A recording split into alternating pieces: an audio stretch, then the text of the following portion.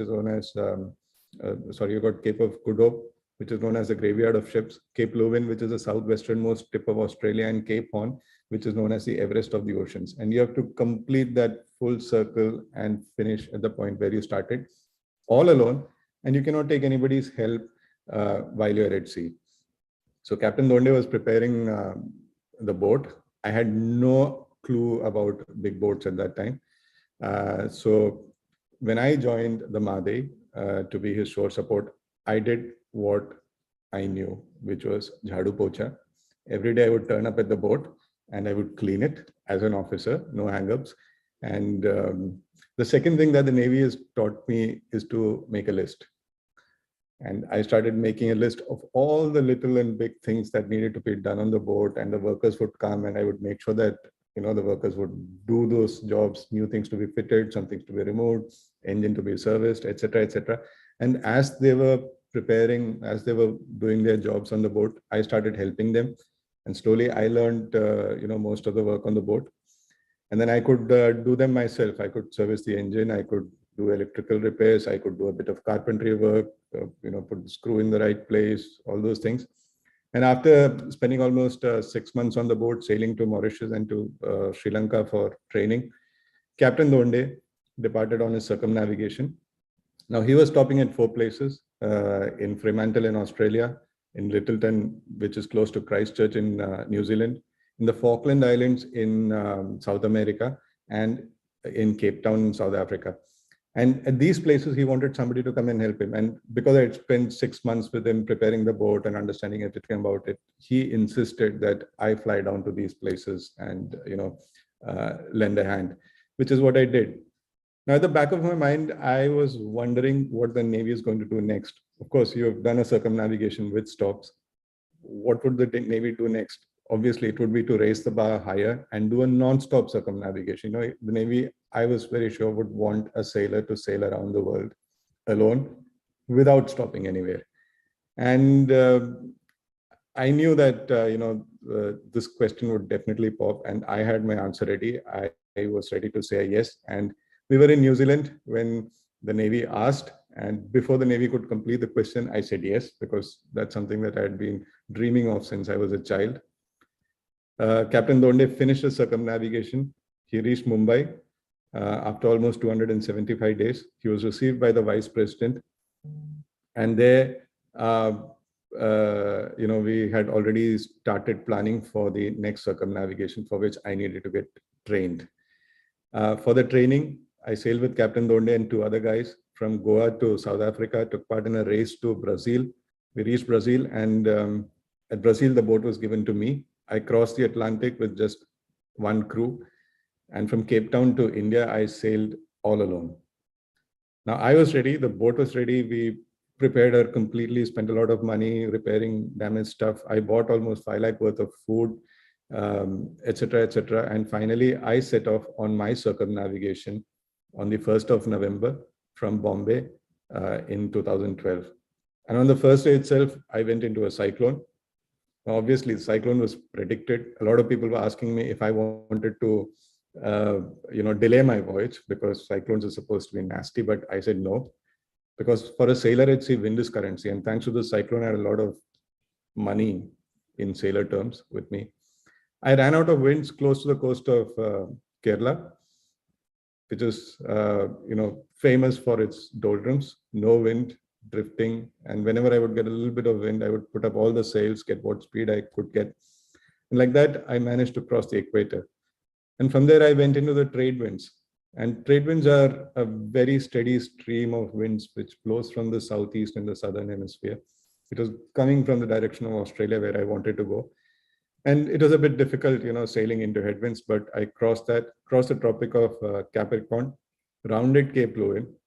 And as soon as I rounded Cape Leuven, which was, I think, the 12th of December, I was hit by the first cold front.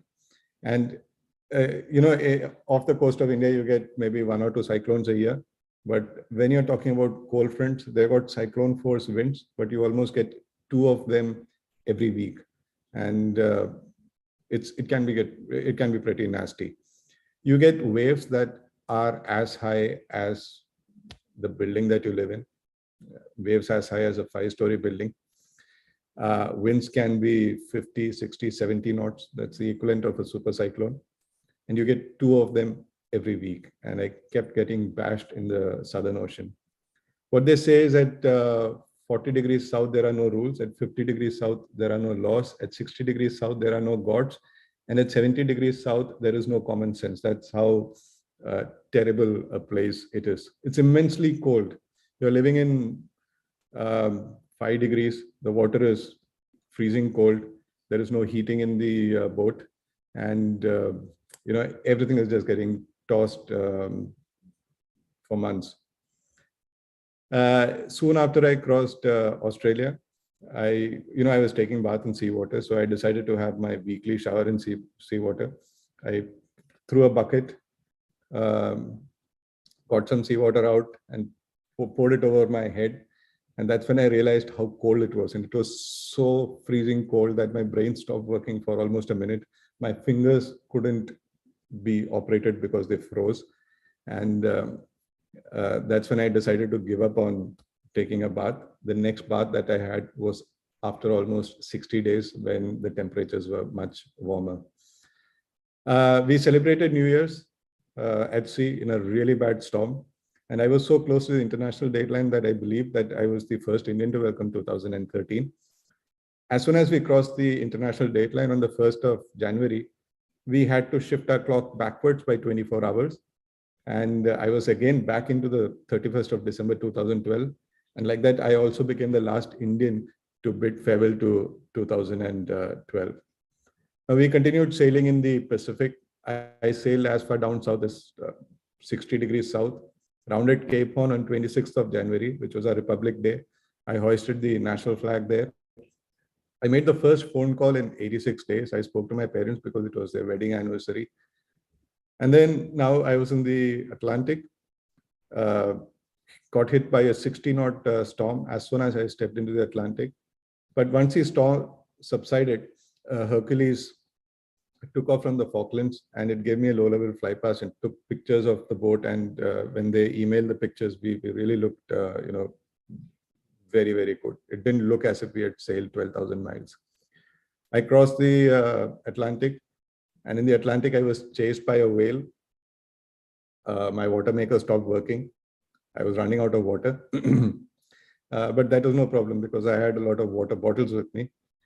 When I rounded Cape of Good Hope, which is known as a graveyard of ships, because you get almost 100 feet high waves there, 30-meter high waves, which can really sink ships and boats, I was hit by a 70-knot storm. I somehow survived that, got into the Indian Ocean, and I was greeted with the news that there were going to be 3 very bad cyclones.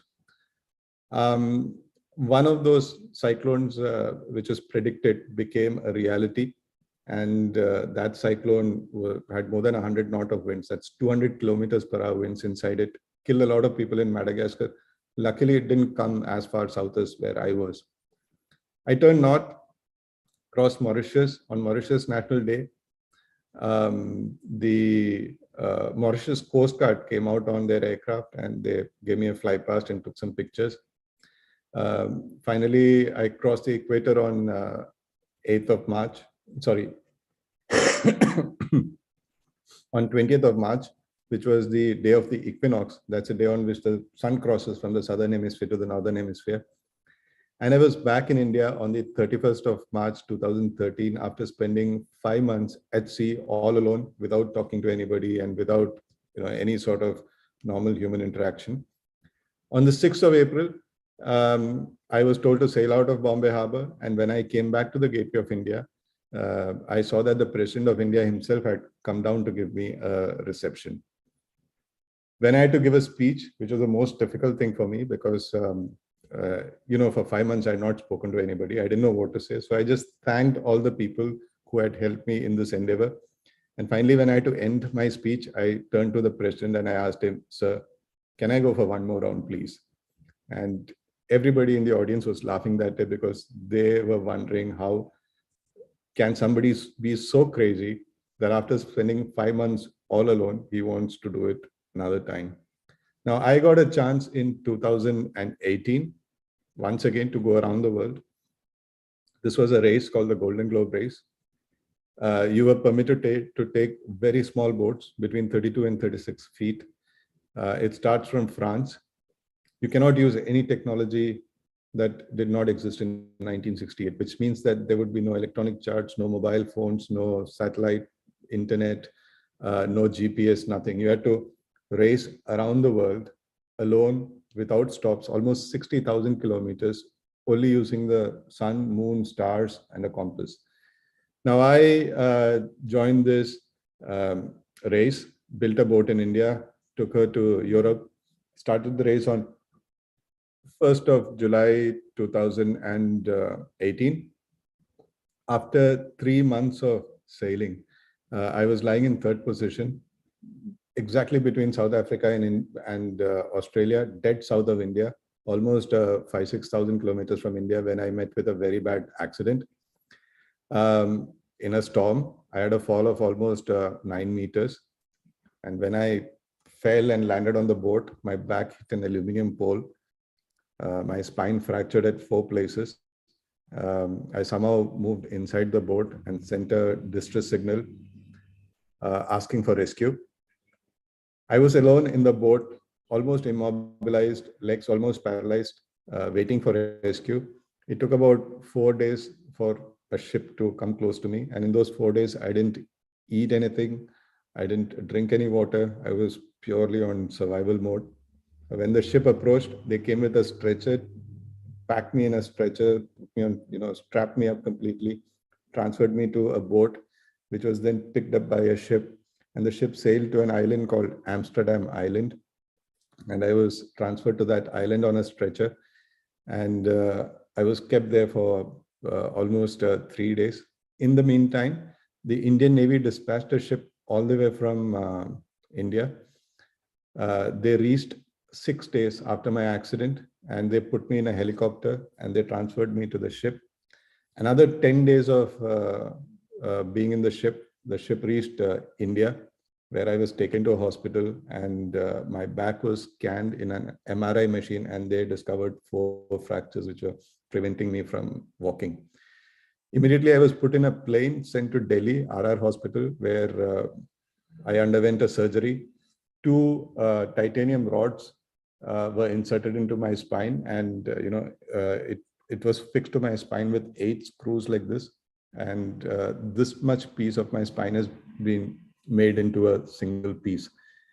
At that time, a lot of people thought that I would probably give up sailing and I might lead a more sedentary life, sitting behind a table in an office, in a chair, putting signatures, doing accounts and all. But I was already dreaming of doing the next race at a time when I couldn't even get up and walk. I got 2 months from the Navy to get well. After 2 months, I went back to the doctor who performed the surgery, and he said I should join duty now. So 2 months after my big operation, I was back on duty. In 6 months' time, I was back to flying planes. That's my basic job in the Navy. I'm a pilot. So I was back to flying planes. And let me tell you, when you have to fly a plane, the one that I'm flying, they put you through some drills. And one of the drills includes blindfolding you, putting you inside an aircraft in the pilot seat. The entire aircraft is dropped in water. You have to wait for 5 seconds, hold your breath for 5 seconds, completely blindfolded, wearing your full flying overalls. And you have to feel your way out to the cabin, feel for a window, which you then have to pull open, and you have to make your escape underwater. And you have to do this not once, but 6-7 times from the pilot seat, 6-7 times from the co-pilot seat, and then from the passenger seat. And once all this is done, they do a helicopter winching drill, where apparently a helicopter will come, they throw a winch, and you're swimming in the sea, and then you wear the winch over you and they pull you up and all that.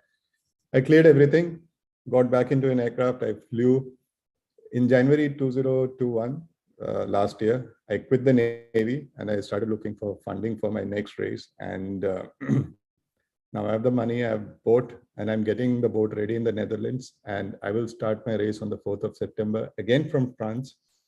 Same race that broke my spine. And I hope I can at least complete it this time. Great. So I'm done talking. If anybody has any questions, I'll take them on. Yep, a lot of hands. Okay, wow. After listening to this, I feel that what an incredible journey. I think we have a lot of questions. So we'll start one by one. So, students, I will unmute you. I'll call out your names, I'll unmute you, and you know the drill. So, Garvit, let's start from you. You can unmute yourself. Yeah.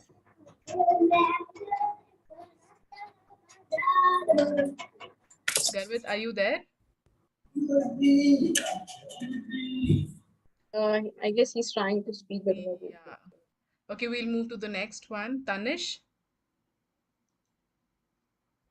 Hello, sir. Good afternoon. Is it easy to become a Navy officer or not? Everything requires a lot of hard work. It's easy in a way, but it's difficult as well. We had 3 years of training in the Naval Academy soon after 12th standard.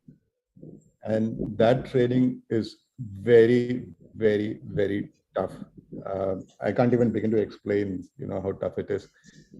You got PT, you got drills, you got academic subjects, you got sports, and they cram so much into a day. Your day starts at 6 in the morning, it ends at 10, and throughout the time you're like either on punishments or doing some PT classes or drill, or there's a lot happening. And you think that at 10 o'clock you can go to bed and sleep. Doesn't happen. After 10, the unofficial punishments will start. And you're totally sleep deprived, and you have to wake up at 6 in the morning again. Make sure you are in a very clean pair of clothes for morning PT. If they find one speck in it in the morning inspections, it's again a round of punishment. So you endure 3 years of that. After that, you get into a ship, a cadet training ship, 6 months of that. And after that, another 6 months as a midshipman on a ship. And then you finally become an officer and you think you've achieved something, but you're just beginning your life. It's not so easy. But if you put in your heart and soul into it, yeah, you can do it. Thank you, sir. Rohan. yes, ma'am. So, yes, sure. Uh, I'm very happy to meet you. So, I have two questions. So, what happened in that storm? Did your boat fall over and you again pushed it up in the My storm? my boat is 9 tons, so it's not possible for me to push it up. Okay, very. But a boat is supposed to be flat. Sometimes it sails at an angle like this or like that, or it rolls and it Okay. pitches, does all that. But in this storm, my boat flipped completely, and I was Oh, thrown out of the boat. And a sailboat has mast, so I was holding the mast.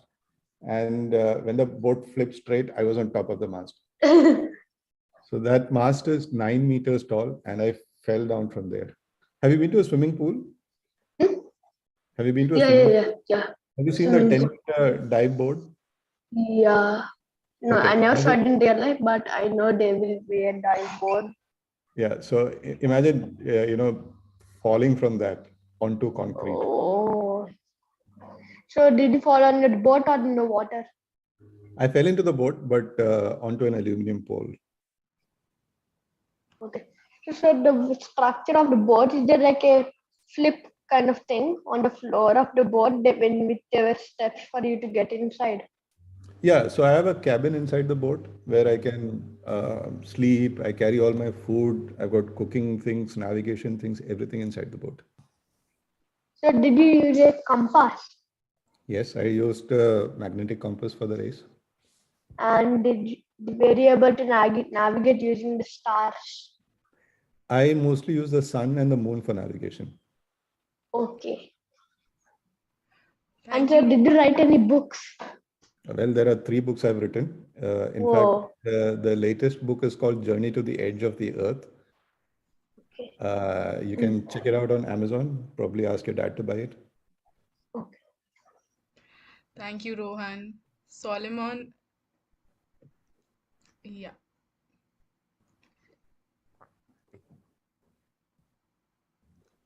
Yeah. Hi, sir. Just wanted to say it's like a really big honor, hearing your story, how you were able to like go through it. But my main question is, how do you keep your motivation and you didn't give up? Because you said that you were at a state where you couldn't move your legs, and for 4 days you didn't have food or water. So how were you able to keep up the spirit? Okay, I can do this. I just need to be survival. So Well, that's how I am. I mean, there's no better answer for it. That's how I am. In fact, a lot of people who've gone to sea and had really severe experiences, losing their ship, spending months in a life raft or without food, given up for dead, somehow rescued, they always go back to sea because there is a kind of affinity towards the sea. There's something that the sea gives that the land really cannot. And once you're bitten by sea fever, you would always want to go back. There's thanks. no logical explanation for this. So it's like your passion that drives you to do this, right? Yes. And okay, it was 4 days without food and water. That's true. But I survived 82 days without Facebook also. Thank you, sir. Thank you so much. Okay, Tia. Sir, you were saying there are no GPS, so but I have never heard that you have used the compass. Yeah, so I use the compass and you make observations of the sun and the moon, and you do some calculations. How does the sun and the moon help you find navigation? Okay, there are tables that tell you what is the exact position of the sun, and you measure the angle of the sun from the horizon using an instrument called a sextant. Okay. Right? And with that, you do some trigonometric calculations. You learn trigonometry in your probably 11th, 12th standard. So you do some trigonometric calculations and you get a rough estimate of where you are within an accuracy of say 10 to 20 kilometers. Okay. And that's how you figure out where you are. Thank you, sir. Thank you. Okay. Sriniket. Okay, did you have any means of contacting the outside world while you were on the voyage? The first time I had internet, so I could, send emails to my family or keep Facebook updated and all that. I used to put YouTube videos. So if you look around, you'll find a lot of videos about that voyage. You just have to search for Abhilash Tomy. But in the second one, I did not have these comforts because satellite phone was forbidden. So what I used to do is whenever I found a ship at sea, and if the ship had Indian crew, I would request them to send a WhatsApp message to my wife. And if my wife was awake and she, happened to see the message, she would send a reply and the ship would read it out to me. And we had a little bit of conversation like that. But other than that, there was no way of getting in touch with my family. I had a HF radio, which has a fantastic range, but my family doesn't have a license to operate an HF radio. So yeah. Okay, thanks. Thank you. Okay, Gauri. Hello, sir. First of all, it's a great. Sorry, hello, sir. First of all, it's a great honor to have you here and listen to you. And my question is that did you go in the Navy after you had roads in your back or before that? No, I joined the Navy when I was 17 years old. Oh, okay. And I got shot in the back just 3 years ago. Oh, okay. Because they do the medical check and they if you had roads that time, they wouldn't allow you to be there. No. But I had other problems. My nose was not straight. It's called deviated nasal septum. I had to operate it and make it straight. And my spine was not straight. So I asked the doctors, can I operate it and make it straight? They said, if you operate it, they'll never take you.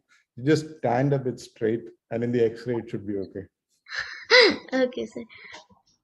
And yeah, so yeah, that's it. Thank you, Gauri. Vijaya.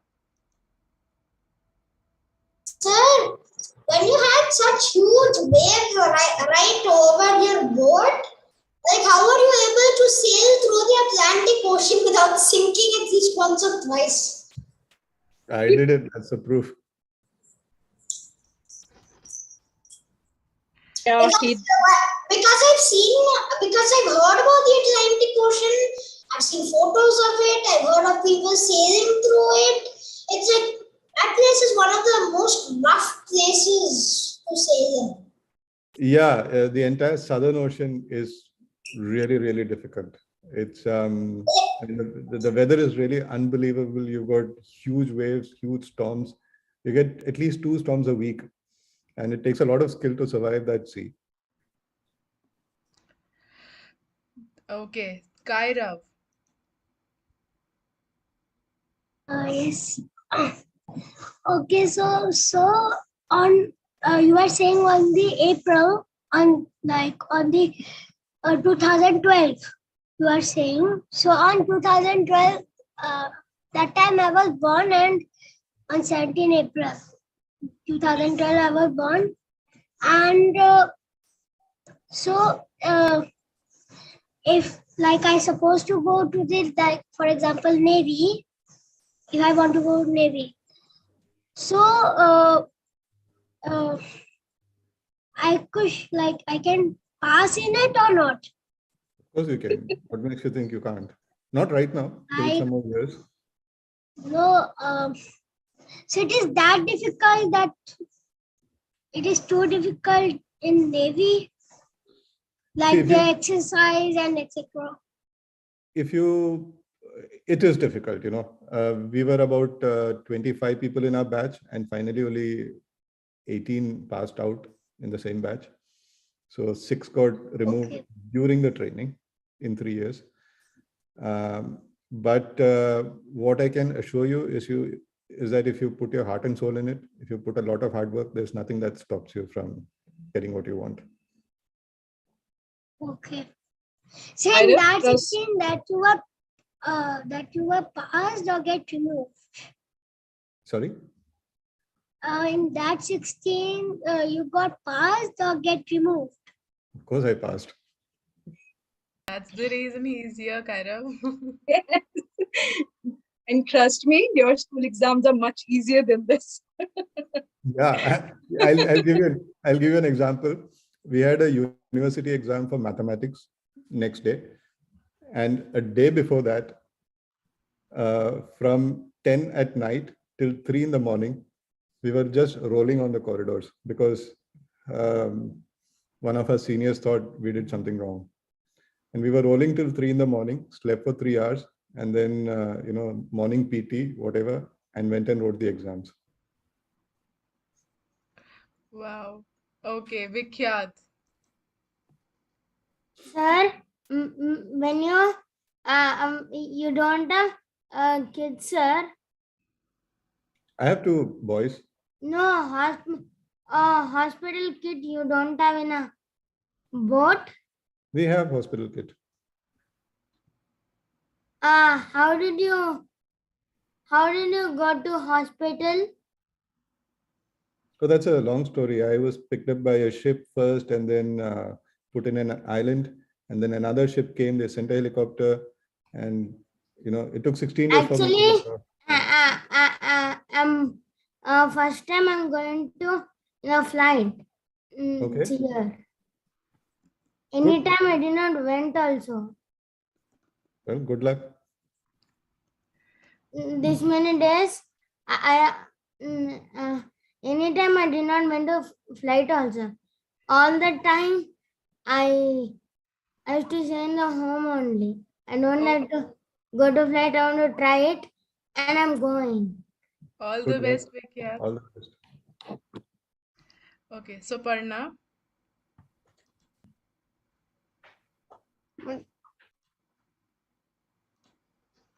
How many storms did you cross? Because it was like too many. How many? How many storms did you escape? Many. I can't count. And they were so bad that I don't think India would have seen any storms like that. Thank you, Suparna. Rajveer. Yes. Good afternoon, Abhilash sir. It was very inspiring to listen to your journey. And I have two questions. The first question is, didn't you feel lonely or seasick? Seasickness is a good story. When I started sailing, I was very, very, very seasick. And when you're seasick, you just keep vomiting and you get nausea, and then you vomit and you get nausea. And whatever you eat, you keep vomiting.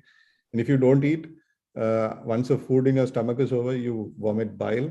When the bile gets over, which is like a very icky liquid, you start vomiting blood. Yes, And then you sir. eat something, you start vomiting again. And I was very seasick. Sir C.V. Raman, Yes, sir. he won the Nobel Prize for Physics. Yes, sir. Yes, I sailed with his son in the Gulf of Aden from Oman to Yemen. And the first few days, I was so seasick that he asked me to leave the boat. Later on, when Commander Donde finished his voyage, he asked me to take the boat from Bombay to Goa. And the moment I cast off, I was so seasick that I didn't get up till I reached Goa. Okay, I was only vomiting and lying down. But what I did is I lived in the boat for 1 year when it was being repaired and all that. And I sailed almost 27,000 miles on this boat before I did my circumnavigation. And that's how I got rid of my seasickness. Okay, sir. And the second question, how does it feel that the entire nation is with you, sir? Well, it feels really nice, especially after my accident. When I came back, I realized that the entire nation was praying for me. The Prime Minister, Sri Narendra Modi himself called me on phone to check how I was doing. And I told him that if I get better, I'll go back to sea. And he mentioned this in an edition of Man Ki Baat, which is on YouTube if you want to check. The Navy put its entire might to pull me out of the Southern Ocean. I was in a very bad shape, but yeah, it's because of the prayers of a lot of people and because of the kind of help that the Navy gave that I'm back on my feet and I'm able to think of doing another race like this. Okay, sir. Thank It's you, called sir. the Golden Globe race. You can start searching for it. Sure, sir. Sure. Okay, Jason. Okay, sir. My doubt is how many trainings did you go through and how are they like? What are all the trainings?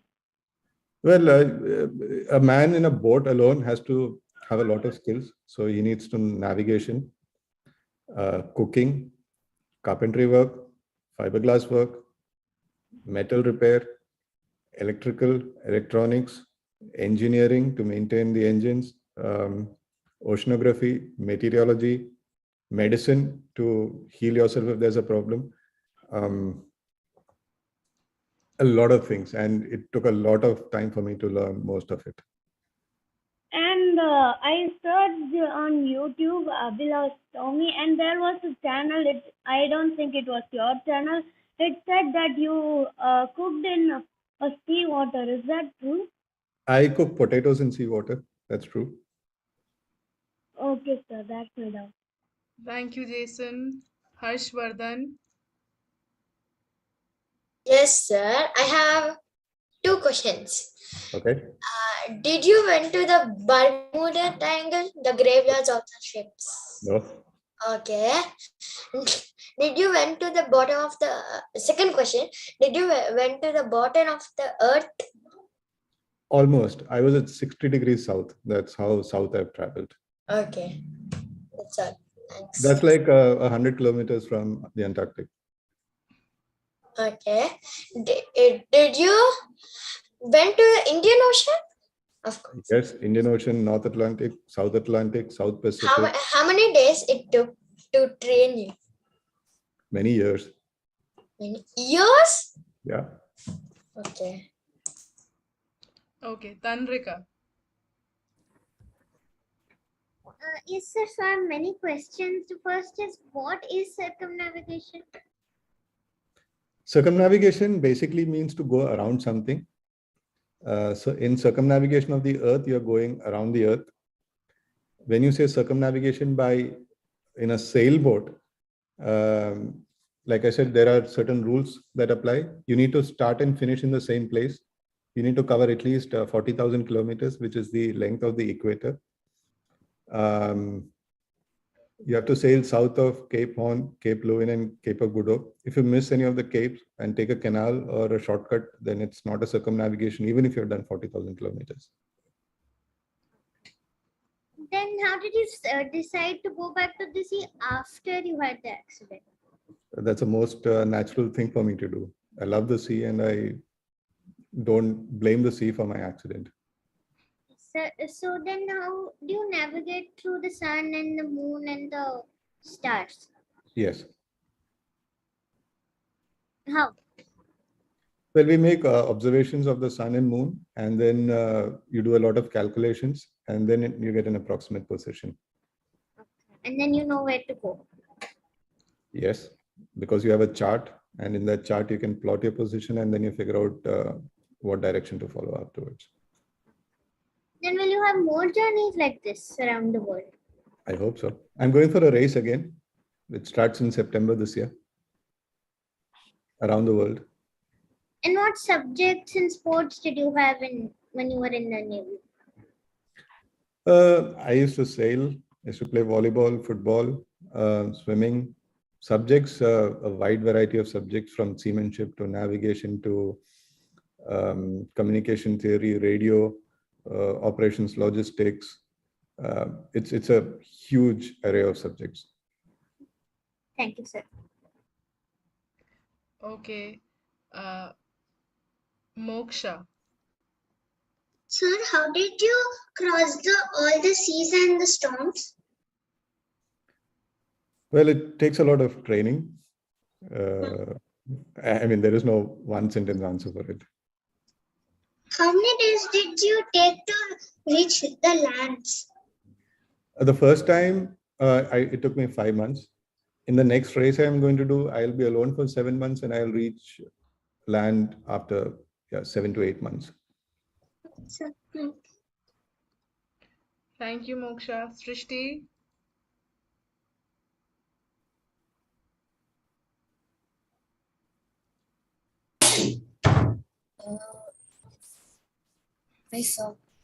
My question is, how did you survive with so many cyclones? How did I survive so many? Cyclones. Cyclones. Cyclones. Oh, yeah, you need a very well-founded boat for it, and then a lot of training. I think that's enough. And how do you cook potatoes in seawater? Sorry? How do you cook potatoes in seawater? Just take some seawater, put it on fire, and chop potatoes and put it in it and boil it. No, there was also like a pot or something, right? That's what? Also a pot or something, right? Yeah, obviously. Thank you, Srishti. Adya.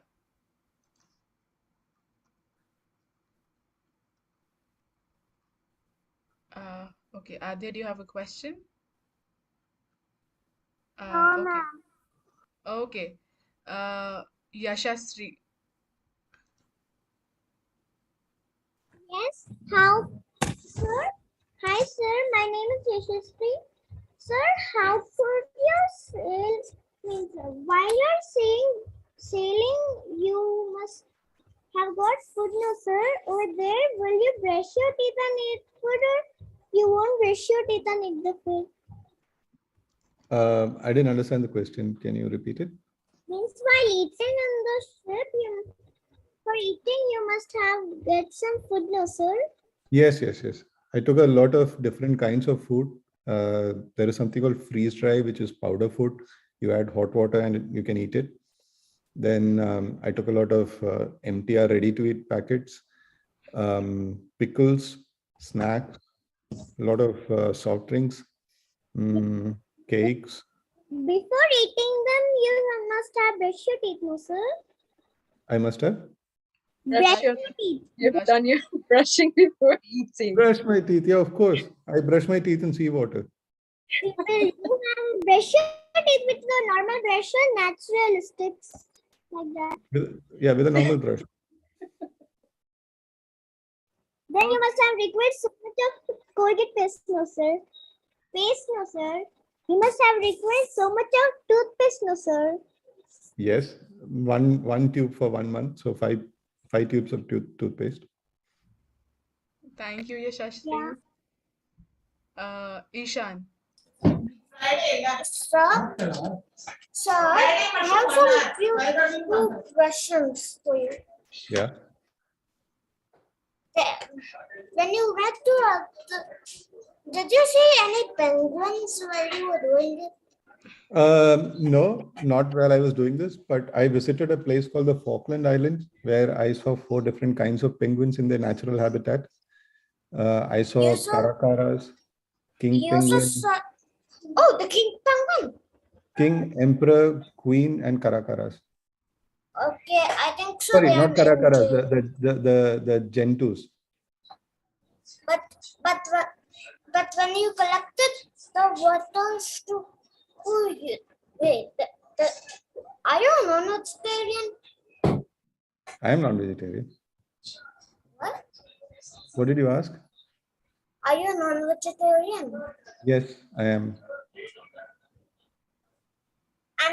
And why did you? But when you, so sometimes did you get, when you were collecting water to boil your potatoes and brush your teeth, did you by mistake catch fish along with while No. collecting water? No, I didn't. Okay. Well, and won't there be bugs and won't there be bugs in the ocean? Is that Bugs? kind? Yeah. When you collect water, Yeah. sometimes There are there there, are there- some bugs. yeah, there are phytoplanktons and there are zooplanktons. Obviously, they come as a package. Okay, Shrutilya.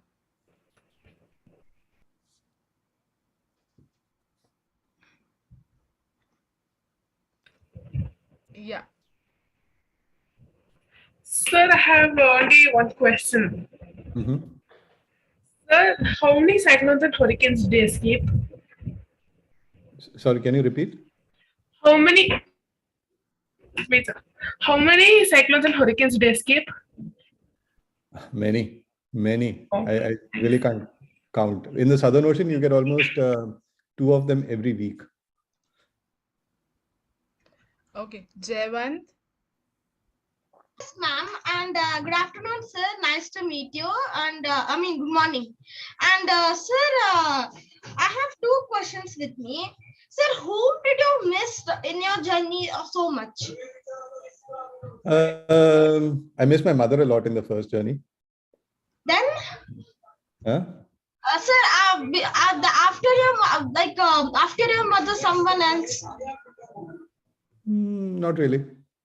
Okay, my second question is sir, I was telling that have you ever, if you have a storm, almost in a storm, for example, almost you about to die, any situations happened like that, sir? Yeah, I had this accident I told you about where I fractured my spine. I could have died that day. Okay, thank you. Harshvardhan. Sir, in Navy, do Navy actually participate in things like world wars? Do Navy also fight for their country in world wars? We've not had a world war since India became independent. So the short answer is no. So Navy doesn't come in world war. Only other forces. No, after we got independence, there's been no world war. So Indian Navy has not taken part in any world war. But we have taken part in the Indo-Pak War, etc.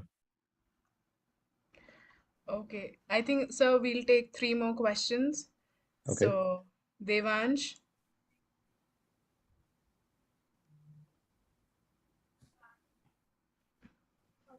Devansh, are you there? Yes, ma'am. 1 minute. Yes. So how did you refuel your ship? So one condition is that once you start your voyage, you cannot take anything. You cannot take food, fuel, medicine, water, anything, nothing at all. Whatever you need, you get it on the board before you start. Yes, sir. And my father always wanted to be a naval officer. So how did you start? Sorry, say again. My father always wanted to be a navy officer. So how did you start? Well, you have to make an application first, after your 12th standard or after your graduation, and then they'll call you for an interview. But probably it's a bit late for your father now. First, What? do we need to learn swimming first for that? No, they will teach you swimming after you join. Okay, sir.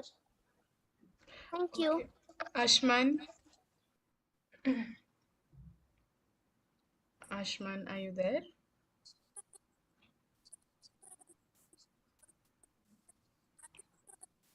Okay, we'll move to the next one. Samarth.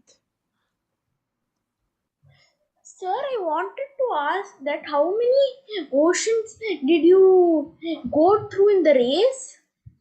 1, 2, 3, 4. Okay, sir.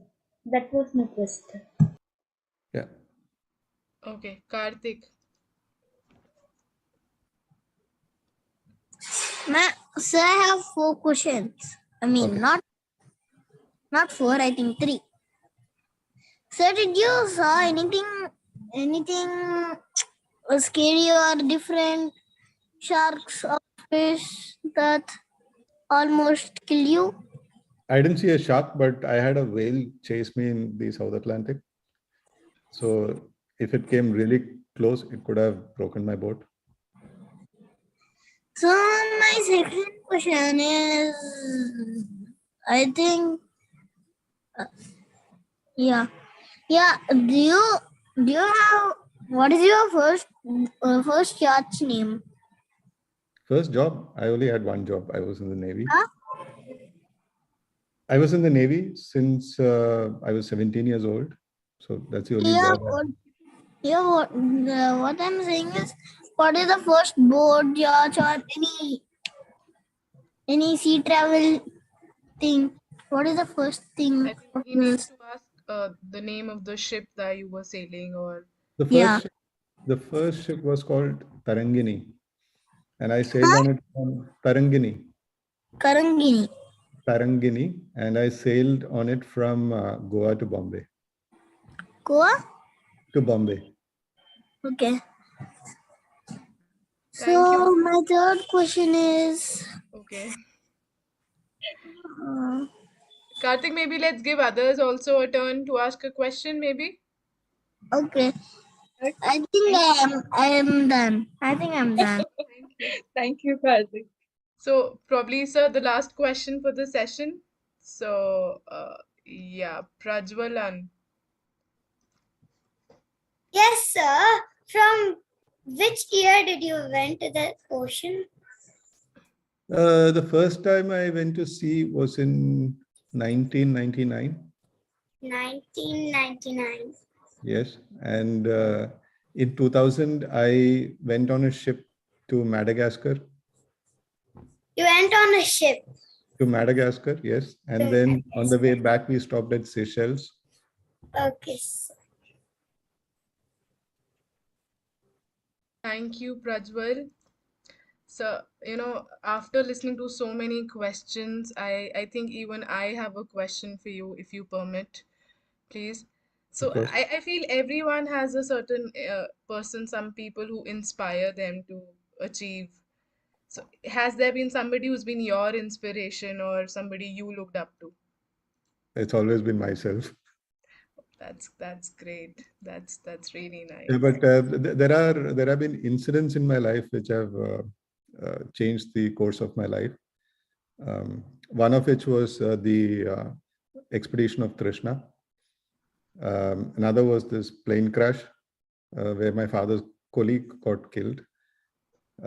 Which inspired me to become a pilot and a sailor. Then reading about a single-handed circumnavigation race when I was 19. So yeah, there were these little things that changed my life. Okay, thank you so much. I think, wow, it was an enlightening session. I believe each one of us definitely has our bags filled with knowledge bestowed. So Thank you. thank you, sir. On behalf of 21K family, I'd like to take this opportunity to thank you from the bottom of our hearts. I'm sure all these students were enthralled.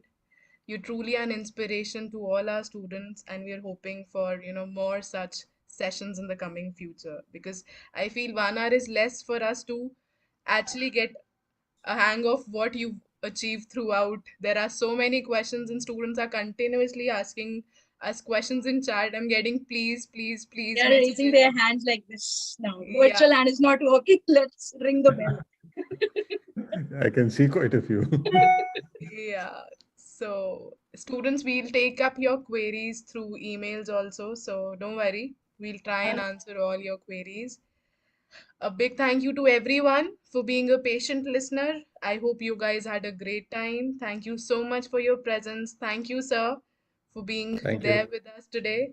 Yeah, and patiently answering their questions. It's fun. It's fun talking to kids. Yeah. And thank you for making this a wonderful learning session for us as well. I believe not just the students, myself and Miss Priyanka, we are so inspired. That quotation was there in my mind when I read about Sir. So I could really stick to it. Yeah. So thank you, sir. If there's anything you'd like to address our students with, and Well, it's a real curious bunch of kids, and I believe a lot of you guys want to join the Navy. Start preparing right now. It's going to be tough, but it's going to be worth it if you do join. Okay, sir. okay. Thank you, sir. Thank you, Miss Priyanka. Thank you, everyone. Have a great day ahead. Thank you, sir, for being a Thank part of you. the session. Bye.